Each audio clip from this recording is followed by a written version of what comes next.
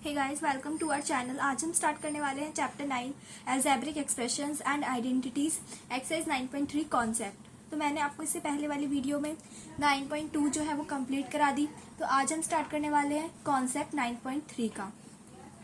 तो चलो स्टार्ट करते हैं। तो हमने जो है 9.2 के कॉन्सेप्ट में ये पढ़ा था कि हम किस तरीके से एक मोनोमियल की मल्टीप्लाई दूसरे मोनोमियल से करते हैं। ठीक है, हम एक मोनोमियल की मल्टीप्लाई दो मोनोमियल से कैसे करें, या फिर हम एक मोनोमियल की मल्टीप्लाई 3 मोनोमियल्स या फिर उससे ज्यादा मोनोमियल से कैसे करें। ठीक है, तो हम 9.3 के कॉन्सेप्ट में क्या पढ़ने वाले हैं। यहाँ पे आता है multiplying a monomial by a polynomial. ठीक है, अब जैसे कि जब मैंने आपको 9.1 का कॉन्सेप्ट पढ़ाया था तब मैंने आपको पॉलिनोमियल के बारे में बताया था।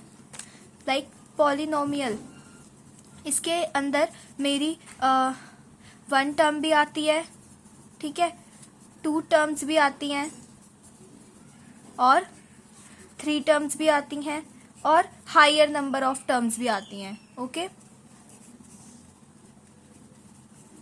हायर नंबर ऑफ टर्म्स भी आती हैं। तो मैंने आपको बताया था कि जिसमें 1 टर्म आती है तो उसको तो हमने नाम दे दिया मोनोमियल। ठीक है, जिसमें 2 टर्म्स आती हैं उसे हम नाम दे देते हैं बाइनोमियल, और जिस एक्सप्रेशन में 3 टर्म आती है उसे हम क्या देते हैं ट्राइनोमियल। ओके, और जिसमें हायर नंबर ऑफ टर्म्स आती हैं उसे हम पॉलिनोमियल में दे देते हैं। ठीक है, हाँ, तो उन एक्सप्रेशंस को हम पॉलिनोमियल कंसिडर करते हैं। तो अब यहाँ पर जैसे हमें यहाँ पे लिखा है multiplying a monomial by polynomial, तो आपको पता है वो एक्सप्रेशन जिसमें 1 टर्म होती है उसे हमें पॉलिनोमियल से मल्टीप्लाई करना है। अब वो पॉलिनोमियल क्या हो सकते हैं, या तो हायर नंबर ऑफ टर्म्स हो सकती हैं, या हो सकता है कि वो एक्सप्रेशन से मल्टीप्लाई करना हो जिसमें 2 टर्म्स हो या फिर 3 टर्म्स हो। ठीक है, 1 टर्म क्यों नहीं, क्योंकि ये जो 1 टर्म वाला कॉन्सेप्ट है ये हम ऑलरेडी 9.2 में समझ चुके हैं। ठीक है, तो अब यहाँ पर 2 टर्म्स या 3 टर्म्स या हाई नंबर ऑफ टर्म्स की बारी है। ठीक है, तो चलो स्टार्ट करते हैं। अब यहाँ पे जो हमें फर्स्ट देखना है, first topic is multiplying a monomial by a binomial. ठीक है, अब हम एक मोनोमियल को किस तरीके से बाइनोमियल से मल्टीप्लाई करें। अब मैं एक एग्जाम्पल ले लेती हूँ, like 3x multiply 5y plus 2। Okay, अब देखो ये एक्सप्रेशन क्या है मेरा, ये जो एक्सप्रेशन है ये मेरा मोनोमियल है, और ये वाला जो एक्सप्रेशन है मेरा ये बाइनोमियल है। ये एक्सप्रेशन मेरा इसमें मेरी 1 टर्म है ये मोनोमियल, और वो एक्सप्रेशन जिसमें मेरी 2 टर्म्स होती हैं वो बाइनोमियल। तो हमने इस वाले पॉइंट में यही समझना है कि किस तरीके से मोनोमियल को बाइनोमियल से मल्टीप्लाई करें। ठीक है, मोनोमियल को बाइनोमियल से कैसे मल्टीप्लाई करें। तो देखो हम सबसे पहले क्या करेंगे, इस ब्रैकेट को ओपन करेंगे।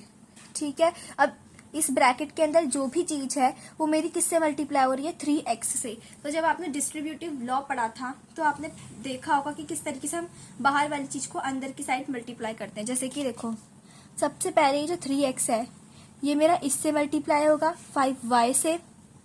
ठीक है, उसके बाद देखो अब ये क्या है यहाँ पे प्लस। ठीक है, ये प्लस एज इट इज। अब मैं इस 3x को मल्टीप्लाई करूंगी 2 से, 3x मल्टीप्लाई 2। ठीक है, अगर आपको अब भी समझ नहीं आया तो मैं बता देती हूँ कि मैंने कैसे किया। देखो अब ये जो 3x है ये इन दोनों में कॉमन है एक तरीके से। ठीक है, तो मैं इन दोनों में से ये 3x कॉमन निकाल सकती हूँ, इस वाली वैल्यू से भी इस वाली वैल्यू से भी। ठीक है, तो देखो 3x कॉमन निकाल लिया तो आ जाएगा 5y प्लस 2। ठीक है, अगर मैं इसके अंदर मल्टीप्लाई करूंगी तो मेरे पास यही आएगा। ठीक है, अगर मैंने इनमें से कॉमन ले लिया तो मेरे पास यही वाली डिजिट आ गई जो मेरे पास पहले थी। यहाँ पर ये इसका मतलब मल्टीप्लाई ही होता है। ठीक है, तो आपको समझ आ गया होगा किस तरीके से मैंने अंदर मल्टीप्लाई किया है, और वैसे भी आप ये डिस्ट्रीब्यूटिव लॉ में समझ चुके थे।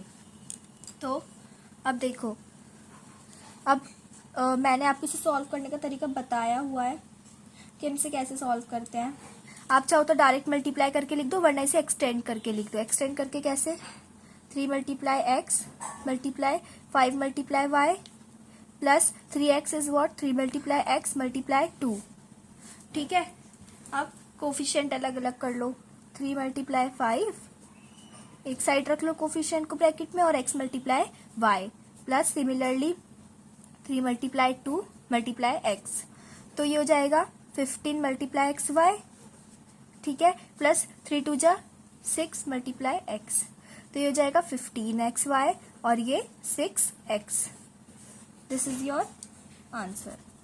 ओके, होप सो आपको समझ आ गया होगा हमने इसको किस तरीके से अंदर मल्टीप्लाई किया। पहले मैंने 3x को 5y से मल्टीप्लाई किया, उसके बाद मैंने इस 3x को 2 से मल्टीप्लाई किया, ठीक है। पहले 3x को 5y से, ठीक है, पहले इन दोनों की मल्टीप्लाई करी आपस में, ठीक है, फिर मेरे को प्लस दे रखा है, प्लस एज इट इज, फिर मैंने 3x की मल्टीप्लाई 2 से कर दी, ठीक है, फिर मैंने इसको खोल के कर दिया। अगर आपको डायरेक्ट आता है तो आप डायरेक्ट आंसर भी लिख सकते हैं, लाइक 3 5 जा 15 और ये XY तो XY, ठीक है। अगर आपको एक्सटेंड करके करना है तो आप ऐसे भी कर सकते हैं। Okay, now next topic that is multiplying a monomial by trinomial. अब हम किस तरीके से मोनोमियल की मल्टीप्लाई कर सकते हैं ट्राइनोमियल से। चलो एक एग्जांपल लेते हैं इसमें भी।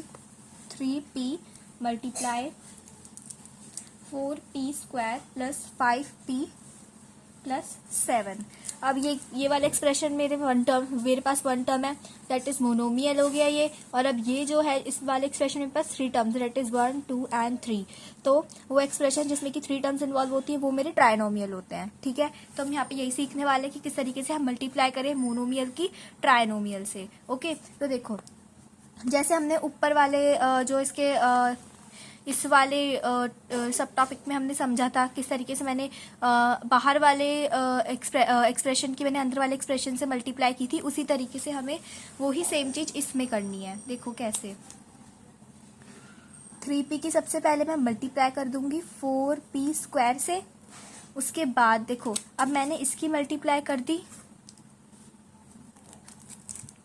4p से, उसके बाद आता है मेरा प्लस, ठीक है। तो देखो प्लस एज इट इज आ जाएगा, ठीक है। उसके बाद अब मेरे को मल्टीप्लाई करनी है 3p की 5p से, ठीक है। तो देखो 3p की मुझे मल्टीप्लाई करनी है 5p से, ठीक है। अब प्लस एज इट इज आ जाएगा, उसके बाद क्या है, इसके बाद 7 है, तो फिर 3p की मल्टीप्लाई कर देनी है 7 से। आप कंफ्यूज ना हो तो इसलिए आप ब्रैकेट लगा देना इस तरीके से, ठीक है। एक बार इससे मल्टीप्लाई और एक बार 7 से। उसके बाद या तो आप देखो डायरेक्ट मल्टीप्लाई कर सकते हो, वरना आप एक्सटेंड करके कर सकते हो। जैसे मैंने आपको पिछली वीडियोस में बहुत बार जब भी मैंने आपको इस तरीके के क्वेश्चन कराए हैं प्रोडक्ट वाले, तो मैंने आपको एक्सटेंड करके ही बताए हैं। तो अब तक आपको समझ आ गया होगा, तो मैं यहाँ पे डायरेक्ट मल्टीप्लाई कर दे रही हूँ। ये हो जाएगा 12p क्यूब और ये हो जाएगा 15p square plus 21p। Okay, and this is your answer. Okay, अब देखो आपके एनसीईआरटी में एक एग्जाम्पल है इस तरीके का, ठीक है। तो मैं आपको ये समझाती हूँ। अब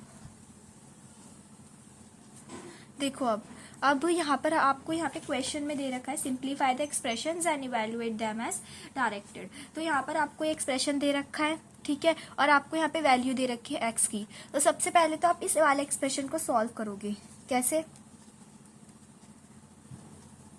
देखो ये दे रखा है, सबसे पहले आप या तो इसे क्वाड्रेटिक फॉर्म में ले आओ, ठीक है। आपको बस सिंपली सॉल्व करना है, तो किस तरीके से आप इसकी मल्टीप्लाई अंदर कर दो। पहले देखो x मल्टीप्लाई x, पहले मैंने इस वाले x की मल्टीप्लाई की इस वाले x से, उसके बाद माइनस एज इट इज, उसके बाद x की मल्टीप्लाई मुझे किससे करनी है 3 से। तो देखो x मल्टीप्लाई 3, ठीक है, और बाहर तो +2 है अलग से, तो देखो ये ब्रैकेट क्लोज, ठीक है। अब ये हो जाएगा x square minus 3x plus 2। ये मैंने सॉल्व कर दी है क्वाड्रेटिक फॉर्म में। अब मुझे बताया कि मुझे यहाँ पे वैल्यू दे रखी है x की 1, तो put x is equals to 1। अब आप x को 1 के बराबर रख दो, ठीक है। तो देखो यहाँ ये आपकी फॉर्म आई सॉल्व करने के बाद, तो जहां जहां x है वहां वहां आप रख दोगे 1, क्योंकि आपको x की वैल्यू 1 दे रखी है। तो देखो मैंने यहाँ 1 रख दिया, जहां जहां x है वहां पे मैंने 1 रख दिया। तो 1 का स्क्वायर 1 ही होता है, 3 1 जा 3 प्लस 2, ये हो जाएगा -2 plus 2, answer is 0। Okay guys, अब आपको समझ आ गया होगा ये कैसे करना है, ठीक है। अब देखो हमें एक और एग्जाम्पल दे रखा है, उसमें हमें यहाँ पर ये दो एक्सप्रेशन दे रखे हैं, हमें इन्हें आपस में ऐड करना है। तो देखो, अगर आप देखो इस वाले एक्सप्रेशन को, हमें इसमें भी 5m की मल्टीप्लाई अंदर करनी है। तो देखो, जब भी आपको इस तरीके की कोई एक्सप्रेशन दे रखा होगा ना, तो सबसे पहले आप इसे क्वाड्रेटिक फॉर्म में कन्वर्ट करते हैं, जैसे मैंने यहाँ पे किया था। सबसे पहले मैंने इसकी मल्टीप्लाई कर दी थी अंदर, ठीक है। अगर ये भी इस तरीके की फॉर्म थी जो मुझे नीचे वाले एग्जाम्पल में दी है, देखो इसमें, ठीक है। और तो सबसे पहले आप क्या करना, पहले इसको इस वाली फॉर्म में ले आना, ठीक है। उसके बाद जो भी आपको एक्स्ट्रा दे रखा है उसे सॉल्व कर लेना। जैसे यहाँ पे मेरे को दे रखा था x = 1, तो पहले सबसे पहले मैंने इस वाली फॉर्म में लाया, उसके बाद मैंने आगे सॉल्व किया। तो इसी तरीके से आप यहाँ पे करना। तो देखो 5m, सबसे पहले मैं इसकी मल्टीप्लाई कर लूंगी अंदर। सबसे पहले 5m को 3 से मल्टीप्लाई करूंगी, then minus as it is, then 5m multiply m, तो ये जाएगा 15m, ये हो जाएगा 5m²। तो देखो पावर के अकॉर्डिंग रख दो, रखना है रख दो, वरना यहाँ पर छोड़ दो, ठीक है। तो वैसे मैं पावर के अकॉर्डिंग रख लेती हूँ, यहाँ पे इसकी पावर बड़ी है। तो देखो ये हो जाएगा -5m², और ये प्लस का है तो प्लस 15m, ठीक है। मैंने कुछ नहीं किया, मैंने पावर के अकॉर्डिंग रखा है। तो यहाँ पर इसकी पावर को मैंने ये बड़ी है तो मैंने इसको आगे रख दिया है -5m² को। ये पॉजिटिव का, तो पॉजिटिव का 15m मैंने लास्ट में लिख दिया है, ठीक है। क्वाड्रेटिक फॉर्म में मैंने इसे लिख दिया है, नहीं लिखोगे कोई नहीं, बट लिखना है तो लिख देना। तो देखो नेक्स्ट भी मैं इसको सबसे पहले सॉल्व कर लेती हूँ। नेक्स्ट मुझे ऑलरेडी गिवन है क्वाड्रेटिक फॉर्म में, तो देखो अब मुझे ऐड करना है। तो कैसे ऐड करेंगे, तो मुझे ऑलरेडी गिवन है, तो अब मुझे इन दोनों को ऐड करना है। तो हम इसे ऐड कर देंगे। तो देखो मैंने यहाँ पे ऑलरेडी सॉल्व कर रखा है, मैं आपको बताती हूँ इसे ऐड कैसे करेंगे। देखो सबसे पहले मैं ऐड करना है -5m² को 6m² से। तो देखो -5m² को मुझे ऐड करना है 6m² से। तो देखो माइनस प्लस माइनस होते हैं, आंसर आ जाएगा m²। साइन बड़े का लगता है, अभी बड़ा नंबर 6 है और इसका साइन पॉजिटिव का है, तो पॉजिटिव m²। तो देखो यहाँ पे मेरा m² आ गया। फिर अब मुझे किसे ऐड करना है, 15m को मुझे ऐड करना है -13m से। तो देखो मुझे 15m को ऐड करना है नेगेटिव के 13m से, ठीक है। तो देखो प्लस माइनस माइनस, ठीक है, तो माइनस आ जाएगा। अब ये आ जाएगा माइनस करके 2m, answer is 2m। Hope so guys आपको मेरा ये वाला वीडियो पसंद आया होगा, तो इसे सब्सक्राइब करना, लाइक करना, शेयर करना, कमेंट करना मत भूलना। Thank you.